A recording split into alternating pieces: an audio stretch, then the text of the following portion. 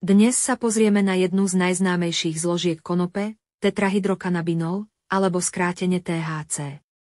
THC je jednou z hlavných psychoaktívnych zložiek konope.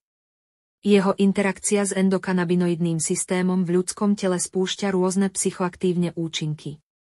Tento systém má významný vplyv na procesy ako nálada, spánok, apetít a bolesť. THC sa viaže na receptory v mozgu, čo vedie k pocitu eufórie, relaxácie a zvýšenej citlivosti na vnemy. Je dôležité spomenúť aj liečivé vlastnosti THC.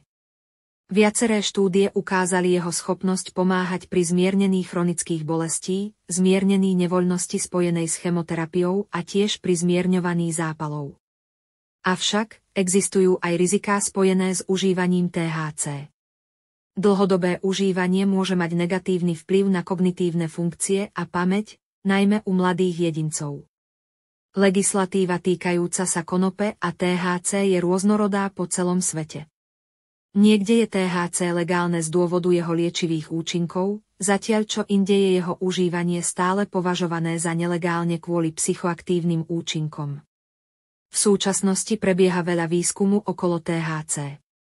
Tento výskum sa snaží lepšie pochopiť jeho účinky a možné terapeutické využitie.